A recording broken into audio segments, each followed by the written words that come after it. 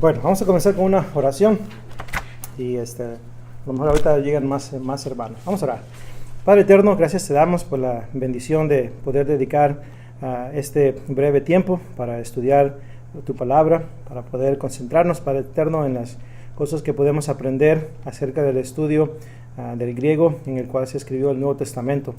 Te damos gracias, eterno Padre, por una vez más por todas las herramientas disponibles, por el deseo también de querer aprender de tu palabra. Así que te damos muchas gracias, eterno Padre, por ser tan bueno con nosotros. Y rogamos que nos sigas animando para que siempre tengamos esa actitud de humildad y podamos recibir con mansedumbre tu palabra, para que podamos estudiarla siempre con diligencia.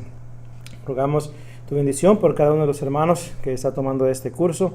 Rogamos también les bendigas y seas con ellos y les sigas ayudando y les sigas motivando en su vida como cristianos. Todo eso te lo agradecemos, eterno Padre. Te damos las gracias en el nombre de Cristo Jesús. Amén. Ok. Ya prácticamente, hermanos, esta es la como dice, antepenúltima lección. Ya la próxima semana vemos la última. Hacemos un breve repaso de lo que son las 11, el material que hemos considerado en 11 semanas. Bueno, 10 semanas, la próxima semana sería la 11, si no me equivoco.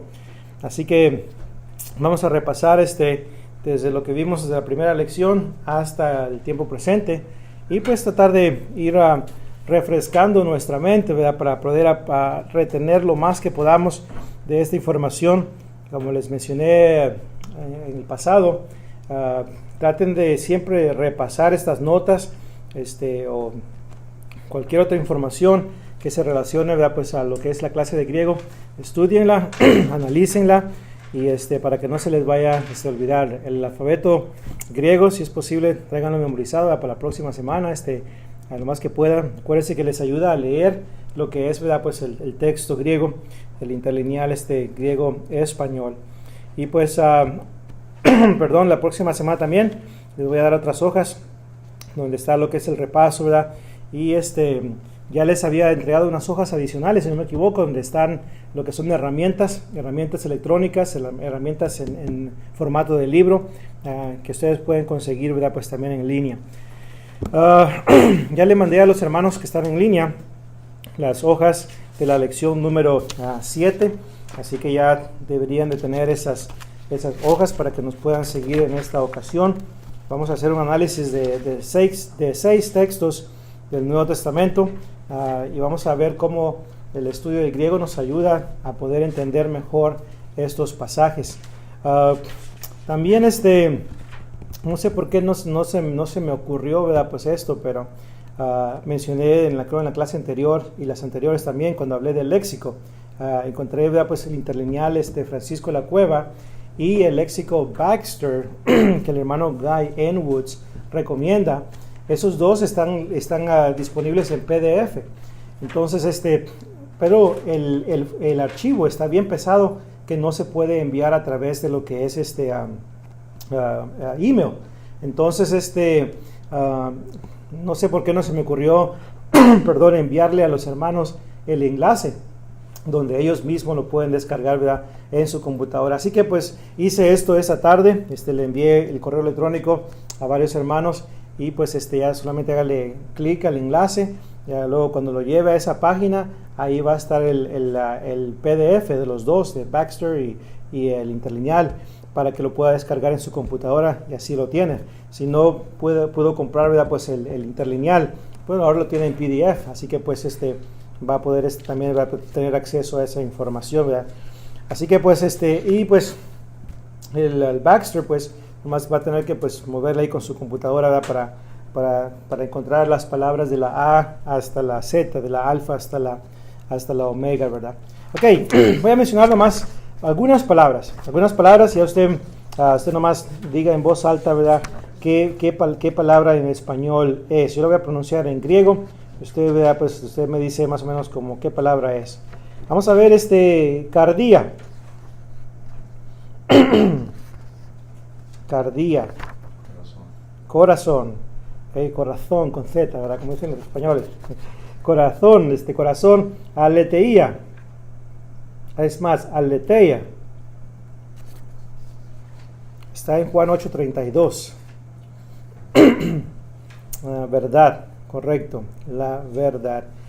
Cosmos, significa cosmos. El universo, ¿verdad? Pues el mundo, correcto. Profetes. Profetes, ¿a qué suena profetes? Muchas de estas palabras van a sonar al español, ¿ok? Así que sería pecado no saber, ¿verdad? Pues qué significa, ¿verdad? Y va a tener que pasar al frente el domingo para arrepentirse, ¿verdad? Ok, ¿qué significa profetes? Obviamente profeta, ¿verdad? ¿Qué significa curios? Curios. Curios Jesús Cristos. Señor, correcto. Señor, ¿verdad? ¿Qué significa kefalé? Kefalé. Cristo es la kefalé de la iglesia, cabeza, correcto. Doxa, ¿cuál es doxología? Doxa. Doxa es gloria, ¿verdad? ¿Qué significa presbúteros? Presbúteros, esa palabra se utiliza junto con lo que es episcopos y lo que es poimen. Se utilizan en el mismo contexto para referirse a las mismas personas. ¿Qué significa presbúteros? Esta congregación tiene 6 presbúteros. ¿Son 6 o 5? Correcto, ancianos. Ancianos, ¿verdad? Y vamos a ver uno más. ¿Qué significa Sofía? Sofía, y les mencioné, ¿verdad? Si encuentran una hermana, pues una señora que se llama Sofía, dígale, ¿sabía usted que en griego su nombre significa, comienza con una letra? Sabiduría. Sabiduría. Y pues ya que dije Sofía, pues también voy a decir a Irene. Irene, ¿qué significa? Juan 14:27. Si se sabe Juan 14:27, se sabe qué significa Irene. Paz. Mi paz os dejo, mi paz os doy, ¿verdad? Pero yo no se las doy como el mundo la da. Ok, correcto. Entonces, repasen, ¿verdad? Pues su vocabulario. Voy a tratarlo, si es posible, de darles un poquito más de vocabulario para que se lo puedan llevar en sus notas. Acuérdense, guarde todas estas hojas desde la primera hasta la última en una carpeta. Póngale sus 3 hoyitos ahí, ¿verdad? Y guarde ese material para que usted lo pueda, ¿verdad? Pues tener ahí en su biblioteca, en ese librero pequeño que tiene en su casa, donde tiene Biblias, diccionarios, comentarios. Ahí lo pone, ¿verdad? Pues su carpeta, ¿verdad? Ya tiene su material disponible para poder estudiar, ¿verdad? La palabra de Dios. Ok, lección número 7, lección número 7. Ahí disculpen, estamos batallando un poquito con la garganta, pero en la lección número 7 vamos a analizar, como mencionaba, 6 textos del Nuevo Testamento. Así que pues en esta lección el estudiante tendrá la oportunidad de observar cómo un conocimiento básico del griego, koinés, nos ayuda a interpretar y entender mejor la palabra de Dios.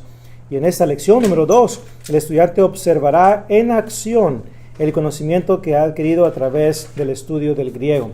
Como mencionábamos al principio en el material de introducción, acuérdese que mencionábamos que el conocimiento del griego le puede ayudar de muchas maneras. Número 1, puede usted, ¿verdad? Pues entender mejor la palabra de Dios, interpretarla mejor. También usted puede hasta, ¿verdad? Pues refutar doctrinas erróneas que se enseñan hoy en día por parte de los grupos religiosos que no tienen respeto alguno por lo que es una interpretación correcta del texto. Así que pues quise comenzar con Juan 1:1, Juan 1:1, donde encontramos, ¿verdad? la palabra Dios en Juan 1:1, que lamentablemente este grupo religioso, ¿verdad? Que piensa que el cielo es tan pequeño que solamente 144,000 personas van a estar ahí, le traducen ahí como un Dios. Y bueno, el sábado llegan a su casa, le tocan la puerta, ¿verdad? Prácticamente 5 minutos. 5 minutos le dan chance de que se dé una ducha, ¿verdad? Se cambie, almuerce, desayune y luego después va a la puerta, ¿verdad? Y ese tiempo es lo que van a estar ellos allá afuera esperando que usted salga, ¿verdad? Para que ellos le den ya sea el material que traen o para estudiar con usted, ¿verdad? Así que pues, bueno, póngase a pensar si usted ya sea con un compañero de trabajo, algún amigo, ¿verdad? Pues amiga que pertenece a esta religión, donde interpretan Juan 1 como un Dios. En el principio, dice la versión de ellos, en el principio era la palabra y la palabra era con Dios y la palabra era un Dios. Entonces, como a través del conocimiento del griego, y nuevamente griego básico aquí, prácticamente como la manera de cómo vamos a ver, este texto, y de cómo podemos refutar, ¿verdad? O ayudarle a esa persona a conocer la mejor interpretación del texto. No es algo avanzado, hermano, no es esto a nivel de doctorado, ¿verdad? Pues en exégesis griega del Nuevo Testamento. Es de una manera simple y sencilla, pero no puede usted conocer esa información y verificar esa información a menos que pueda leer el texto griego, a menos que usted pueda ir al griego de Juan 1.1, ver las palabras que aparecen ahí y luego poder determinar, ¿verdad? Si el texto justifica la traducción un Dios o la traducción correcta es Dios. ¿Okay? Ahora, en griego dice en el principio era el verbo y el principio era la palabra y la palabra era con Dios y Dios era la palabra. Así es como lo pone la versión, ¿verdad? En griego, y Dios era la palabra. Entonces, muy importante que veamos eso. Entonces, si está ahí en su Biblia, en Juan 1.1, pues para que me vaya siguiendo ahí o me vaya persiguiendo, como dicen algunos hermanos, en Juan 1.1, un conocimiento básico, ¿verdad? Pues de este idioma que puede ayudar para que usted le ayude a otros a conocer, ¿verdad? La mejor interpretación del texto. Ahora, recuerde que cuando usted comienza a estudiar con estas personas, el momento que ellos comiencen a apelar al griego, entonces cuando ellos se dan cuenta de que usted tiene conocimiento del griego y que lo conoce, cuando ellos se detectan eso, ya no hablan del griego, ya prácticamente se hacen hacia atrás y tratan de persuadirlo para no estar estudiando, para no estar considerando el texto a la luz del griego del Nuevo Testamento, porque saben ellos que usted sabe griego. Pero si el momento que ellos saben y detectan que usted no tiene ni la menor idea de lo que el griego enseña, entonces en ocasiones tratan de intimidarlo y decirle, bueno, mire, es que en el griego, ¿verdad? Pues el idioma original en el que se escribió el Nuevo Testamento, ¿verdad? Aquí la mejor traducción, ¿verdad? Es un Dios, por esto y esta razón. Entonces, una persona que no sabe nada de griego, pues se queda así, ¿verdad? Pues no, pues o sea, yo no sé griego, no sé cómo verificar esta información, así que pues en ocasiones la creen, ¿verdad? O como fue el caso con un diácono en la iglesia del Señor, que dijo el hermano Willy, me pusieron a pensar esos señores, en serio, lo pusieron a pensar, creo que si estudiara la Biblia, ¿verdad? Pues correctamente, no sería ese el caso de que lo pusieron a pensar, ¿verdad? Alguien de una denominación. Pero la pregunta es, enseña Juan 1.1 que Jesús es un Dios, con D minúscula. Y obviamente la respuesta la sabemos que no es, cuando consideramos la totalidad de la doctrina de la deidad de Cristo. Cuando hablamos, de la deidad de Cristo, nos estamos refiriendo a lo que es, ¿verdad?, la esencia, la naturaleza divina de Cristo. Ahora, dicen ellos, ¿verdad?, los testigos de Jehová, que es este grupo, ¿verdad?, que nos referimos, la ausencia del artículo definido el, en griego ton, no implica, ¿verdad?, pues que ellos utilizan la ausencia del argumento, que la ausencia del artículo definido el, en lo que es el nombre de Dios, demanda que básicamente sea traducido como un Dios. Pero una vez más, la ausencia de ese artículo no implica que el nombre de Dios sea interpretado, ¿verdad?, como un Dios. Así que pues los testigos de Jehová enseñan que Jesús no posee la esencia y naturaleza divina del Padre. Y voy a decir esto porque me consta, yo estudié con uno de ellos en cierta ocasión, le hice la pregunta, entonces ustedes no creen que Jesús posee la misma esencia y la misma naturaleza como el Padre, que Jesús es divino, que Jesús es Dios en ese sentido. Y dijo, no creemos así. Y luego le hice esta pregunta. Ok, déjame le hago esta pregunta. Si la Watchtower Society viniera a usted, en este momento ellos le entregan su revista, la revista dice Jesús no es Dios, no posee la misma esencia, la misma naturaleza, no es igual que el Padre. Ahorita les dicen ellos esto, ustedes así lo enseñan. Pero ¿qué pasaría si el día de mañana, o 2 días después, o la próxima semana, ellos le envían a ustedes revistas nuevas donde dice, oh, Jesús sí es divino, Jesús posee la misma naturaleza divina y esencia divina, ¿verdad?, como el Padre? ¿Qué harían ustedes en ese caso? Ahorita le dicen que no, pero la próxima semana le dicen que sí. Entonces, ¿cuál es? ¿Qué haría usted si eso llegara a pasar? Y me sorprendió, ¿verdad?, la respuesta de este hombre, y dijo, pues lo enseñaríamos como ellos nos dicen, porque ellos son los esclavos que nos alimentan a nosotros, ¿verdad?, con el conocimiento de la palabra de Dios. Y ya cuando dijo eso, ¿verdad?, pues prácticamente hasta ahí llegó el estudio, porque una persona que no es honesta, ¿verdad?, pues como ellos, ¿verdad?, pues obviamente, ¿verdad?, pues no vamos a llegar a ningún lado. Es más, cuando lo presionaba acerca de las falsas predicciones que han dado a través de los años de la venida de Jesús, y se han equivocado ellos, le dije yo, ¿qué tiene que decirme al respecto? Y me dice, ¿qué le puedo decir? Somos seres humanos, nos equivocamos. Los apóstoles se equivocaron. Entonces, pues, nosotros somos seres humanos y no podemos equivocar. En predicciones tan grandes como esas, de lo que es la venida de Jesús. Y luego la siguiente pregunta que le hice fue, entonces, ¿qué opinión tiene usted de los cientos y cientos de testigos de Jehová que abandonaron su religión por causa de esas falsas predicciones? Y lo que dijo, ¿qué le puedo decir? Dijo, no eran testigos fieles de Jehová. Y ya luego, ya eso ya derramó la copa, ya prácticamente no continuamos adelante, ¿verdad? Y le dije, ¿verdad?, mientras no sea usted honesto con la palabra de Dios, usted, ¿verdad?, pues no va a tener acceso a la verdad. Y aparte de eso, ni siquiera sabía lo que era el Evangelio, hermanos. Le preguntaba lo que era el Evangelio, no tenía ni la menor idea de lo que es el Evangelio de Cristo. Y eso es triste, ¿verdad?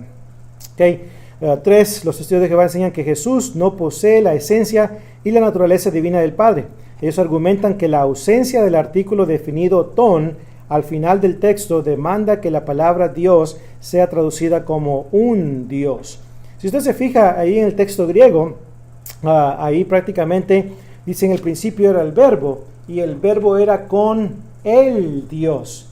El primer artículo al principio de ese texto dice el Dios, ¿ok? The God en inglés.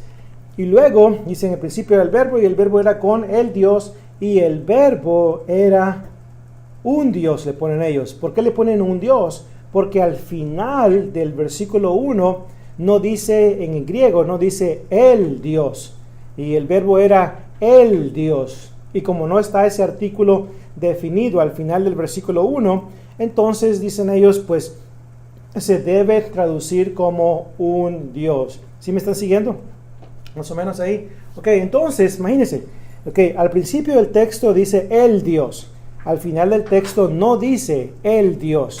Entonces, por causa de esta regla, de la ausencia del artículo definido, entonces ellos al final le tienen que traducir un Dios. Pero una vez más, si usted sabe leer el texto griego, identificar, vaya al versículo 6. Note lo que dice el verso 6. Juan 1 y verso 6. Hubo un hombre enviado de Dios, el cual se llamaba Juan. Hubo un hombre enviado de Dios, el cual se llamaba Juan. Ahora, en la versión de ellos, la nueva traducción del mundo de los testigos de Jehová, Juan 1:6, hermanos. ¿Cómo creen ustedes que aparece Juan 1:6 cuando dice enviado de Dios? ¿Aparece con D mayúscula o D minúscula? Ok, D mayúscula, pues. Con D mayúscula. Ahora, si usted lee el texto griego y se basa en la regla que ellos pusieron en el versículo 1, hermanos, usted va al texto griego en el verso 6, el artículo definido el Dios no está en el verso 6. En el verso 6 solamente está, ¿verdad?, pues la palabra Dios, sin el artículo definido. Entonces, pero ellos en el 6 sí lo tradujeron con la D mayúscula, Dios, refiriéndose al Padre. Pero en el versículo 1, como tiene que ver con Jesús, le pusieron un Dios. Entonces, vemos ahí una incongruencia, una inconsistencia, como dicen algunos hermanos, en el versículo 6, porque si ellos, ¿verdad?, pues si ellos van a seguir su propia regla, el versículo 6 debería de leer: hubo un hombre enviado de un Dios, el cual se llamaba Juan. Pero en su versión de ellos no dice un Dios, sino más bien dice Dios. Ahora, el verso 18, a Dios nadie le vio jamás. El unigénito Hijo que está en el seno del Padre, Él le ha dado a conocer. Note al principio, a Dios nadie le vio jamás. Ahora, si usted lee el texto griego en el versículo 18, no dice a el Dios nadie le vio jamás. No dice eso. Entonces, el artículo definido, hermanos, en el verso 18, como también en el verso 6, está ausente del texto, ¿verdad? Y no precede a la palabra Dios. Entonces, si ellos fueran congruentes en sus argumentos que dan, entonces el versículo 18 debería de ser a un Dios nadie le vio jamás. Pero si usted lee su versión de ellos, no dice a un Dios nadie le vio jamás, sino más bien tiene la D mayúscula ahí en el versículo 18. Entonces, ahora la pregunta es, ¿por qué le pusieron entonces en el versículo 1 un Dios? Es más, si usted sigue avanzando a través del Evangelio de Juan, cada vez que usted mire la palabra Dios en todas las partes prácticamente, va a estar, ¿verdad?, pues el Dios o sin el artículo definido. Y una vez más, ellos lo traducen correctamente. Pero en el verso 1 se hace la pregunta, ¿por qué en el verso 1 ellos lo tradujeron como un Dios? Y la respuesta es simple, porque en el verso 1 se está hablando ¿de quién? De Jesús, de Cristo. Y entonces no queremos dejar la impresión de que Cristo es Dios, en el sentido de que posee la misma esencia y la misma naturaleza divina como el Padre. Entonces, por eso es que ellos, ¿verdad?, pues lo hacen de esa manera. También, hermanos, como le digo, ¿verdad?, pues una simple lectura del texto griego nos ayuda a poder determinar, ¿verdad?, ciertas cosas para poder refutar ciertas palabras. En Colosenses 1:16 dicen los testigos de Jehová que Jesús es un ser creado, fue creado. No es un ser eterno, sino más bien fue creado. Entonces, en Colosenses 1:16, hermanos, si me gusta acompañarme ahí para que le haga una observación, ¿verdad?, en cuanto ahí a una palabra que ellos añadieron en su versión. Dice Colosenses 1:16, porque en Él, es decir, en Cristo, fueron creadas todas las cosas, las que hay en los cielos y las que hay en la tierra, visibles e invisibles, sean tronos, sean dominios, sean principados, sean potestades, todo fue creado por medio de Él y para Él. Ahora, si Jesús fue un ser creado por Dios y Jesús creó todas las cosas, porque todas las cosas significa todas las cosas, entonces dice aquí tenemos un dilema. Han de haber dicho ellos, tenemos un dilema porque si Jesús es un ser creado y Él creó todas las cosas, Él no pudo haberse creado a sí mismo. Entonces tenemos que hacer algo. ¿Y qué creen ustedes que hicieron? Usted mira su versión de ellos y dice el verso 16, porque en Él fueron creadas todas las, y luego le pusieron ahí con brackets, como dicen en inglés, o paréntesis, le pusieron ahí las demás cosas.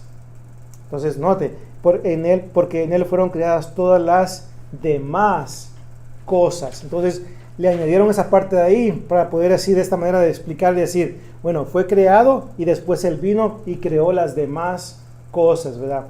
Y ahora le ponen ahí, ¿verdad? Pues creo una vez, no me acuerdo en qué parte fue donde vi que decía ahí La palabra, ¿verdad? Pues de más ha sido incluida en el texto, ¿verdad? Para una mejor comprensión, ¿verdad? Pues del pasaje. Bueno, yo creo que deberían de ponerle, ¿verdad? Pues la palabra de más, ¿verdad? Ha sido incluida, ¿verdad? En el texto para una mejor comprensión de la falsa doctrina que enseñamos, ¿verdad? Acerca de la deidad de Cristo. Pienso que ha sido la mejor manera de ponerlo ahí, ¿verdad? Entonces le añadieron, si usted lee el texto griego, ahí no dice las demás cosas. Las demás cosas no está en el texto griego, ¿verdad? Así que Juan 1:1 es constituye uno de los pasajes fundamentales para establecer la doctrina de la deidad de Cristo. Y muchas veces, ¿verdad? Pues comenzamos con ese pasaje, ¿verdad? Para que así de esta manera podamos ir añadiendo otros pasajes y ir construyendo, ¿verdad? Ese argumento a favor de lo que es la deidad de Cristo, ¿verdad? Y pues la Biblia, imagínense, establece claramente en varios pasajes la deidad de Cristo. 8:58, antes que Abraham fuese, yo soy. Imagínense, antes que Abraham, ya habían pasado miles de años, y antes que Abraham fuese, yo soy, es decir, yo he existido en el pasado. También en griego, hermanos, Juan 1:1, en el principio era. El era es una acción continua en el pasado, lo cual, ¿verdad? Pues apunta una vez más a la eternidad de Cristo, ¿verdad? Luego, Juan 10:30, yo y el Padre uno somos. Pero vienen ellos y dicen, bueno, no. Ahí no está diciendo que poseen la misma esencia, la misma naturaleza. Está diciendo que tienen la misma misión. O sea, uno son en el sentido de la misma misión. Interesante, ¿no? Cómo los judíos en el contexto sí entendieron a qué se refirió Jesús. Porque en el siguiente versículo se agacharon para agarrar piedras para apedrear a Jesús. Porque ellos entendieron perfectamente qué quiso decir Jesús con yo y el Padre uno somos. Ya mejor ellos entendieron, ¿verdad? Y no aquí, ¿verdad? Pues estas personas, ¿verdad? Que enseñan que Jesucristo, ¿verdad? No posee la misma esencia, la misma deidad. Colosenses 2:9, porque en Cristo habita corporalmente toda la plenitud de la deidad. Corporalmente, me gusta la versión en inglés, dice bodily, que quiere decir en su cuerpo, habitó toda la plenitud de la deidad. Y a ver, ¿qué dice Romanos 9:5? Es un texto de memoria aquí en Brand Trail, ¿verdad? Romanos 9:5. Vamos a leerlo. Dice, ¿de quiénes son los patriarcas? Y de los cuales, según la carne, vino Cristo. Note lo que dice Pablo, el cual es Dios sobre todas las cosas, bendito por los siglos. Amén. Pero bueno, se me hace que Pablo no sabía lo que estaba hablando cuando dijo eso, ¿verdad? No, claro que Pablo sabía lo que estaba hablando cuando él dijo eso. Así que pues ahí se está refiriendo, ¿verdad? Pues a la naturaleza divina de Jesús también, ¿verdad? Y primera de Juan 5:20 también lo establece de esa manera. ¿Ok? Ese es, ¿verdad? Pero para lo que es Juan 1:1. Así que acuérdese, versículos 6 y versículo 18. Cuando le saquen el argumento del artículo definido él, llévelos al verso 6, llévelos al verso 18 y pregúnteles, ¿verdad? Entonces, ¿cómo se debe traducir en el 6 y en el 8 y en el 18? Porque en el 6 no está el artículo definido, en el 18 no está el artículo definido, pero ustedes lo tienen con D mayúscula. Entonces, ¿por qué ese es el caso? Y ahí, ¿verdad? Pues es cuando van a comenzar a decir, bueno, ¿sabe qué? Mire, esa es una buena pregunta, lo vamos a estudiar y nos permite venir la próxima semana para poder traerle la respuesta. No, típicamente, ¿verdad? Pues es la reacción, ¿verdad? De esas personas. Segundo texto, segundo pasaje, análisis de Marcos 14:71. Dice el texto, vamos a ir a Marcos 14:71 y pues vaya a esos pasajes conmigo para que pueda usted apuntar ahí en el margen de su Biblia si usted lo desea, para que pueda tenerlo disponible, ¿verdad? Porque a lo mejor sus notas no las va a traer con usted, ¿verdad? Pero si trae su Biblia, pues ahí trae unas notas en el margen. Dice el 71. Entonces Pedro comenzó a maldecir y a jurar, no conozco a este hombre de quien habláis. Pero nota el 70, pero él negó otra vez. Y poco después los que estaban ahí dijeron otra vez a Pedro: verdaderamente tú eres de ellos, porque eres Galileo, y tu manera de hablar es semejante a la de ellos. ¿Decían maldición a los apóstoles? No, ¿verdad? Y entonces él comenzó a maldecir.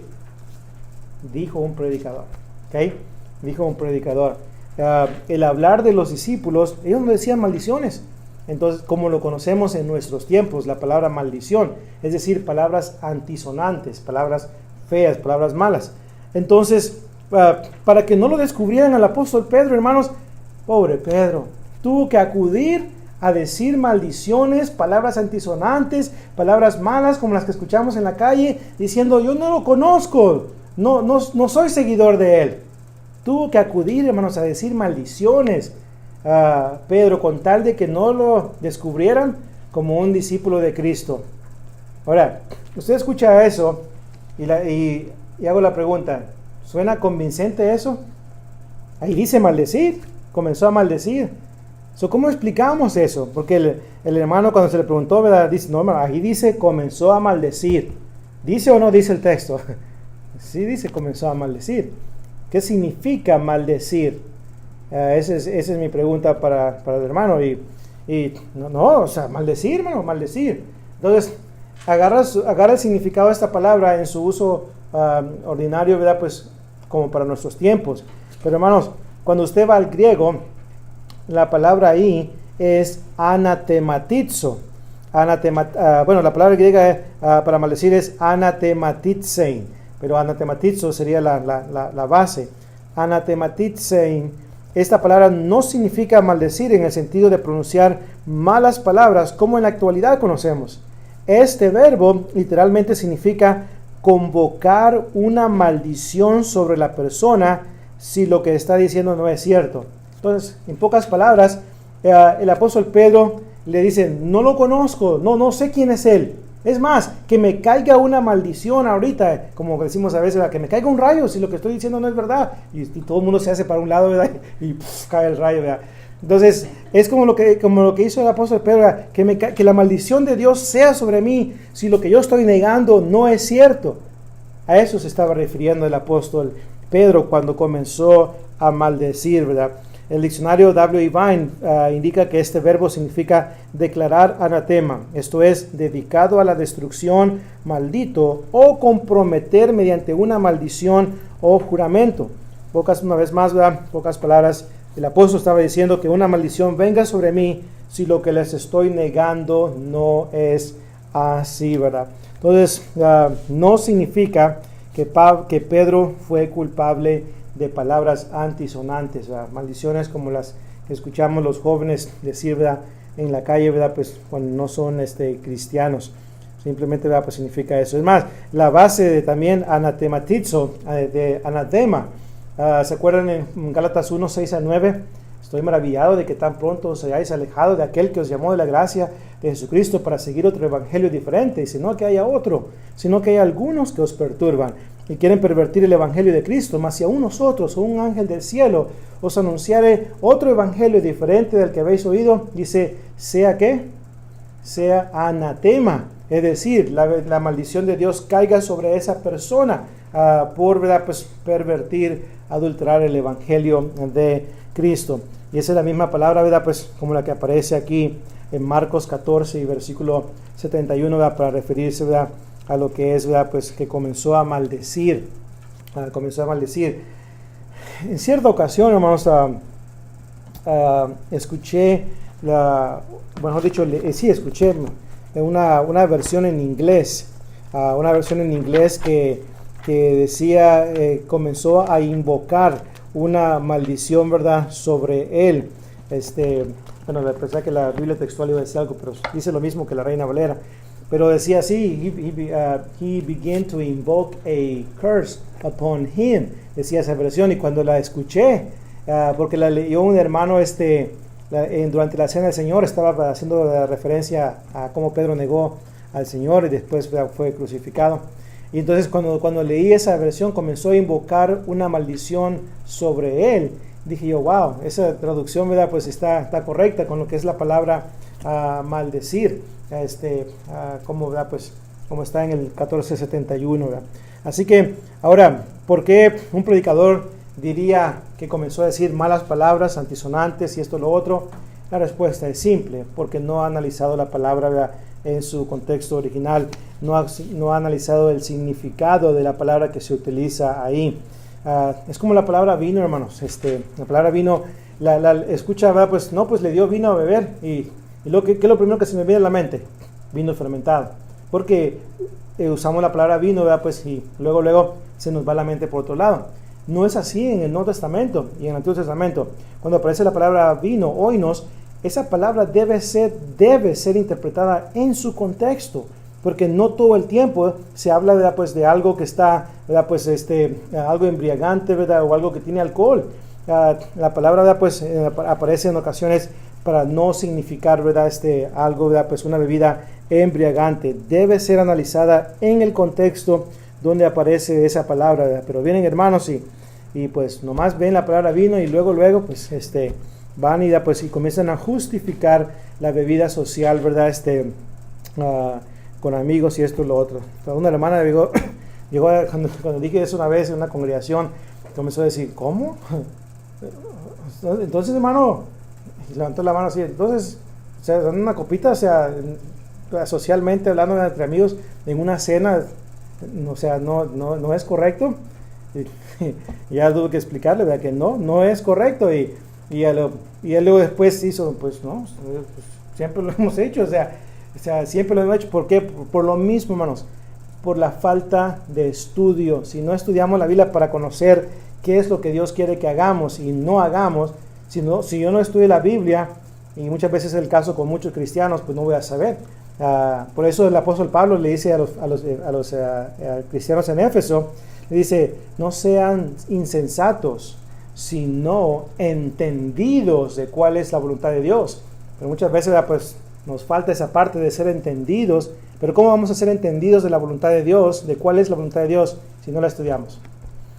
Si no dedicamos tiempo como para venir a clases como estas, ¿verdad? Entonces es muy, muy grande el error, ¿verdad? Siguiente, Santiago 1:15, Primera de Pedro 1:12. Vamos allá, Santiago 1 y versículo 15. La palabra concupiscencia. La palabra concupiscencia siempre significa algo malo, ¿sí o no? Y unos hermanos dicen, claro que sí, hermano. Cada vez que esa palabra concupiscencia aparece en la Biblia, es algo malo, ¿verdad? Bueno, ese no fue el caso con los hermanos en el primer siglo, cuando leyeron ellos la palabra concupiscencia en su idioma original.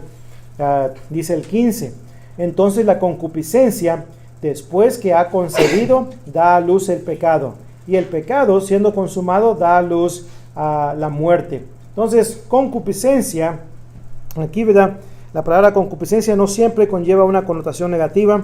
Esta palabra debe ser interpretada en su contexto. En Santiago 1:15, la palabra concupiscencia viene del griego epitumía, lo cual denota un deseo de querer practicar el pecado. En pocas palabras, un deseo negativo y pecaminoso. Ahora, epitumía, recuerden esa palabra, epitumía, que se traduce como concupiscencia en la Reina Valera. Pero note en Primera de Pedro 1 y versículo 12.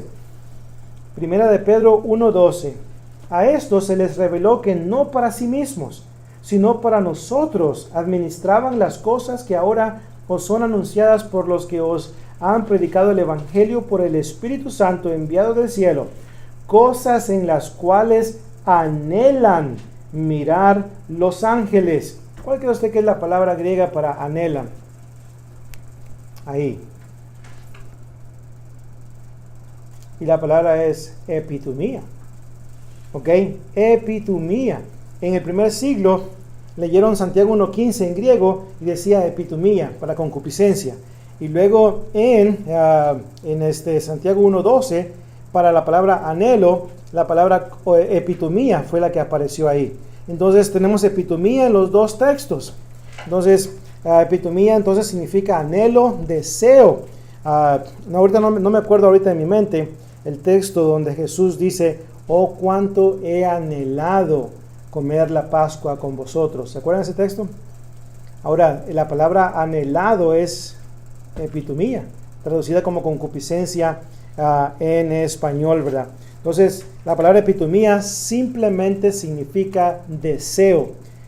Ese deseo se va a determinar como deseo negativo o deseo positivo según el contexto donde esa palabra se utilice, ¿ok? Así que pues debe considerar el contexto siempre, ¿ok? Nunca se brinca el contexto donde aparece, no solamente porque la palabra se escribe de la misma manera, ¿verdad? Pues significa lo mismo a todo el tiempo. No, tome el tiempo de analizar la palabra, su significado, cómo se escribe en griego, para ver, ¿verdad? Pues la diferencia ahí, ¿verdad? Así que pues no podemos decir, ¿verdad? Pues que la palabra deseo ahí, ¿verdad? Pues concupiscencia, ¿verdad? Pues todo el tiempo se usa de una manera negativa, ¿verdad? Ok, note conmigo Marcos 6:8. El griego nos ayuda a poder resolver aparentes contradicciones. Los críticos de la Biblia dicen en Marcos 6, 7 y 8. Marcos 6, 7 y 8 dice: Después llamó a los 12 y comenzó a enviarlos de dos en dos, y les dio autoridad sobre los espíritus inmundos. Verso 8. Y les mandó que no llevasen nada para el camino. Note, nada para el camino, sino solamente bordón, ni alforja, ni pan, ni dinero en el cinto, sino que calzasen sandalias y no vistiesen dos túnicas. Entonces note, sino solamente bordón. Ahora vamos a Mateo 10:10. Quítese el dedo y déjelo ahí, y luego vamos a Mateo 10:10. Mateo 10:10.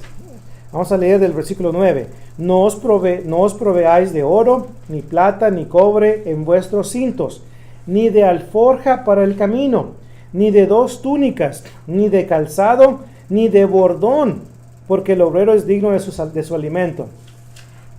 Nota lo que dice aquí, ni de bordón. Pero en el verso 6:8 de Marcos, dice, ¿verdad? Pues, sino solamente bordón. Entonces, ¿cómo le hacemos ahí, verdad? Porque pues los críticos de la Biblia que andan buscando todo el que estudian creo que estudian más la Biblia, los que atacan la Biblia, hermanos, que nosotros, porque la estudian para buscar esas aparentes contradicciones, y luego vienen y le dicen, ¿cómo me explica? Marcos dice que sí bordón, y Mateo dice no bordón. ¿Cómo podemos solucionar esto? Bueno, la solución a este problema se resuelve observando las palabras que se utilizan en el texto griego. La palabra griego para bordón en Marcos 6:8 es rabdón, singular, ¿ok? Singular. La palabra griega para bordón en Mateo 10:10 es rabdus, que significa que es plural. Y aquí es donde singular y plural, ¿verdad? Pues en el griego nos ayuda también, ¿verdad? Pues a poder resolver algunas aparentes contradicciones. Entonces, cuando dicen 6:8, dice, ¿verdad? Pues si no bordón, es decir, un bordón. ¿Ok? Si no van bien, ¿verdad? Pues un bordón. Entonces Jesús les dijo a sus discípulos que solamente podían llevar un bordón, no más de uno. Así que pues en el 10:10, cuando dice la parte, y otro punto que también podemos ver en el 10 que nos ayuda a resolver esto es, dice el verso 10 del capítulo 10, ni de alforja por el camino, y ahora nota lo que dice después, ni de dos túnicas, ¿ok? Ni de dos túnicas, ni de dos calzados, ni de dos bordones. Entonces, dos, ahí se refiere a todo lo que sigue después. Básicamente, pues no hay una aparente contradicción cuando se analiza bien el texto. Mateo está siendo un poquito más específico y dice, ni de dos túnicas, ni de dos calzados, ni de dos bordones. Mientras que una vez más, ¿verdad? Pues en el 6:8 les menciona, ¿verdad? Pues que sí pueden llevar, pero un bordón, ¿verdad? No dos. Así que pues al considerar la palabra en su pues singular o plural, ahí podemos determinar si hay una aparente contradicción o no, y como hemos visto, pues no existe una contradicción ahí. Siguiente, análisis de Hechos 27. ¿Cuándo participamos de la Santa Cena? Y pues todos diríamos el domingo. O bueno, ¿dónde dice la Biblia que el domingo debemos de participar de la Santa Cena? Y luego vamos a Hechos 27. Pero note, antes de ir a Hechos 27, observemos los siguientes textos. Mateo 12:1 menciona día de reposo. ¿Qué día es el día de reposo? ¿Sábado, domingo, lunes, martes, miércoles? Domingo. Ok, sábado. Día de reposo es sábado. Mateo 24:20 habla de día de reposo. Día de reposo es sábado. Marcos 2:24 sanó en día de reposo. Día de reposo es sábado. Hechos 13:14 en día de reposo entró en la sinagoga. ¿Qué día es día de reposo? Sábado, ok.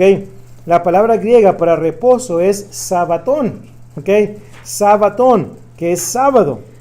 Ahora, ¿alguien me puede decir cuál es la palabra griega en Hechos 27? Sabatón, ¿verdad? Ahora, después de que le van a dar un paseo por todo el Nuevo Testamento, indicándole las palabras sabatón, día de reposo, sábado, y luego lo van a llevar a Hechos 27. Y cuando lo lleven a Hechos 27 le preguntan, ¿cuál es la palabra griega que aparece ahí? Y luego dice, usted comienza a ver la interlineal y luego dice, no va a querer ni siquiera decir la palabra. Dígalo, le van a decir ellos. Pues dice aquí sabatón, ahí está. ¿Qué significa sabatón? Día de reposo, sábado. Entonces, se queda uno ahora, ¿cómo le voy a hacer? ¿Cómo le voy a hacer para esto? Ahora, es bien fácil, hermanos, ¿cómo podemos refutar, ¿verdad? Pues esto. Para poder refutar esto, podemos ir a Marcos 16, 1 y 2. Note Marcos capítulo 16, 1 y 2.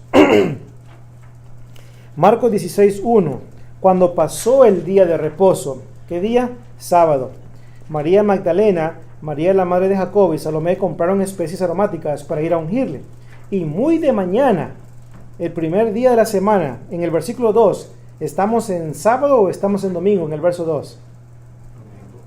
Muy de mañana, el primer día de la semana, es domingo. Ahora, usted lo lleva a esta persona, especialmente los adventistas del séptimo día, los lleva a Marcos 16, 1 y 2. Usted le pregunta, ¿verdad? Pues, ok, ¿qué día es el versículo 1? No, pues sábado. Y le digo esto porque yo hablé con uno de ellos. Es más, fue hasta una escuela de predicación este hombre. Y dijo, no, pues es Saturday, es Sabbath, ok. Y le pregunté, ahora, el versículo 2. ¿El versículo 2 es sábado o es domingo? Y luego se queda, bueno, let me see, déjeme ver. Y y ya luego le digo la palabra griega para sábado en el versículo 1 es sabaton. La palabra griega para primer día de la semana en el verso 2 es sábato. Las dos palabras son iguales. Entonces le digo, ¿cómo explicas eso? How do you explain that? Y luego le hace, déjame ver.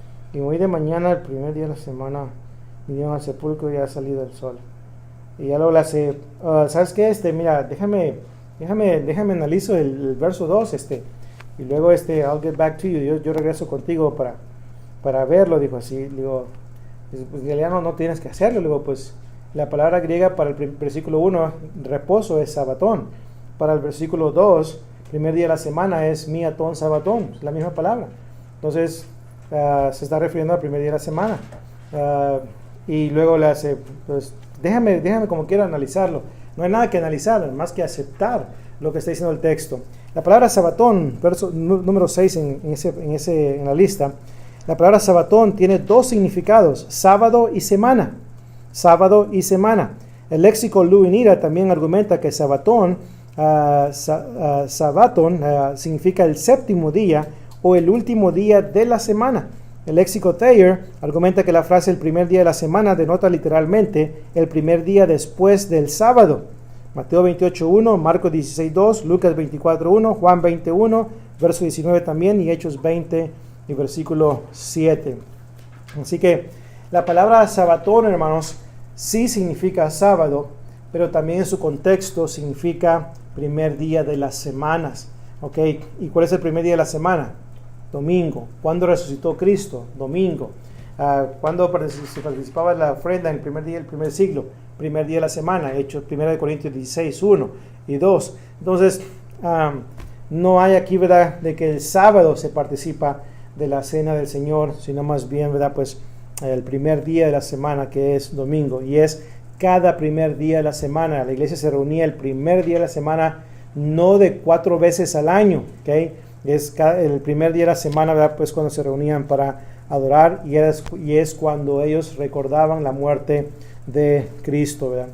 Ok, y pues tenemos aquí, ¿verdad?, pues la última, Hechos 20:17. Nota lo que dice Juan 20:17. Juan 20:17. No se me adelante a leer la explicación que le puse ahí, ¿verdad? Juan 20:17. Dice, Jesús le dijo a María, dijo, no me toques, porque aún no he subido a mi Padre, mas ve a mis hermanos y diles, subo a mi Padre y a vuestro Padre, a mi Dios y a vuestro Dios. No me toques. ¿Por qué dijo Jesús eso?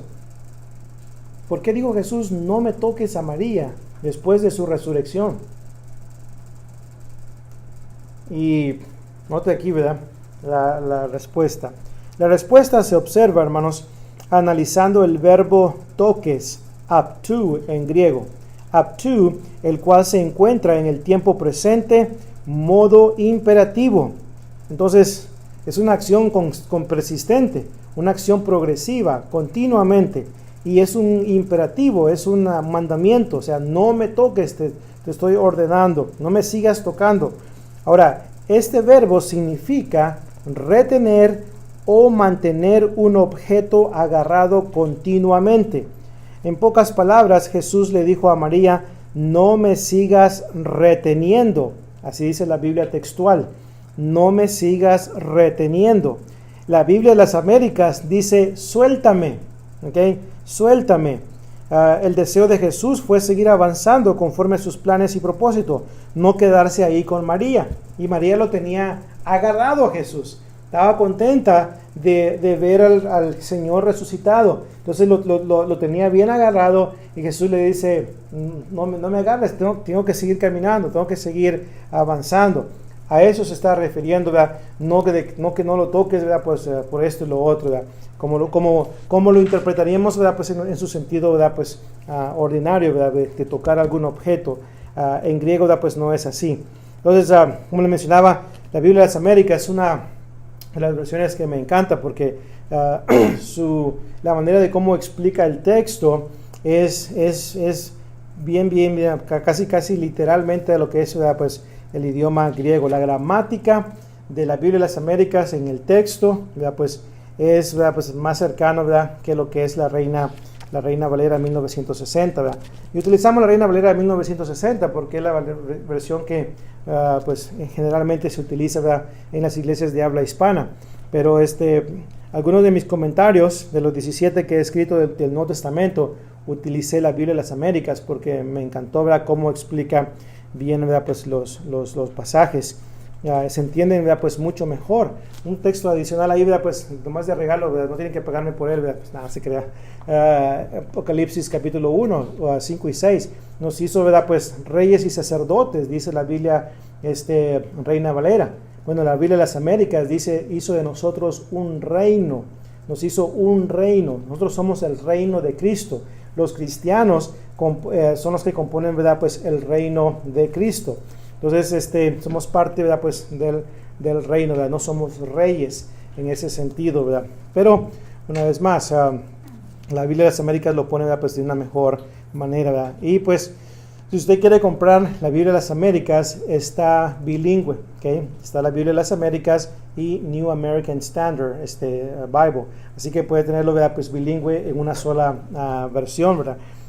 Así que, pues, interesante, ¿verdad? Mi Nuevo Testamento que utilizo es Reina Valera 1960 y la versión en inglés New King James, que es la que utilizo, ¿verdad? Pues también cuando enseño en inglés.